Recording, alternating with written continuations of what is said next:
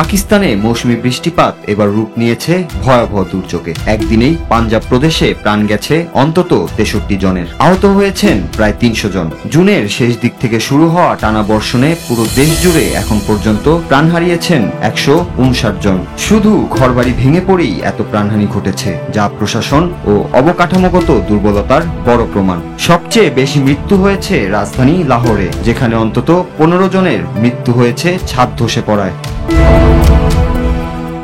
জলাবদ্ধতা ও আকস্মিক বন্যায় দক্ষিণাঞ্চলের বহু নদী পাড়ের গ্রাম প্লাবিত হয়েছে। অনেক জায়গায় নৌকা দিয়ে বাসিন্দাদের সরিয়ে নেওয়া হয়েছে নিরাপদ স্থানে। লাধিয়ান গ্রামের কৃষকরা বর্ণনা করছিলেন কিভাবে শিশু ও নারী সদস্যরা আতঙ্কে ছাদে দাঁড়িয়ে সাহায্যের জন্য চিৎকার করেছেন। রাওয়ালপিন্ডিতে হঠাৎ করে নদীর পানি বেড়ে যাওয়ায় নিচু এলাকার বাসিন্দাদের দ্রুত সরে যেতে বলা হয়েছে। শহরটিতে বৃহস্পতিবার সব ধরনের সরকারি ও বেসরকারি প্রতিষ্ঠান বন্ধ ঘোষণা করে জনসাধারণকে ঘরে থাকার নির্দেশ দেওয়া হয়েছে।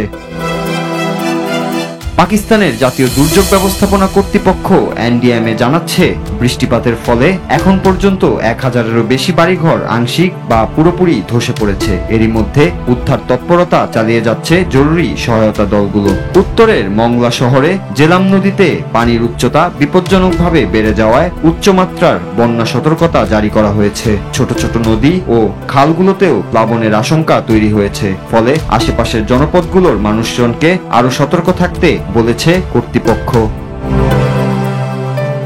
দক্ষিণ এশিয়ার জন্য মৌসুমী বৃষ্টি নতুন নয়। কৃষিকাজ ও পানির মজুদ পূরণে এই বর্ষণ অত্যন্ত গুরুত্বপূর্ণ। তবে সাম্প্রতিক বছরগুলোতে দ্রুত নগরায়ন, অপরিকল্পিত বাসস্থান নির্মাণ, দুর্বল ড্রেনেজ ব্যবস্থা এবং জলবায়ু পরিবর্তনের প্রভাব একত্রে মিলে বর্ষাকে পরিণত করেছে ভয়াবহ বিপর্যয়ে। পাকিস্তানের এই সংকট আসলে গোটা অঞ্চলের জন্যই একটি সতর্কবার্তা। পর্যাপ্ত প্রস্তুতি ও টেকসই অবকাঠামো ছাড়া এমন দুর্যোগ থেকে রক্ষা পাওয়া কঠিন। Noor Raju, Bangla TV news desk.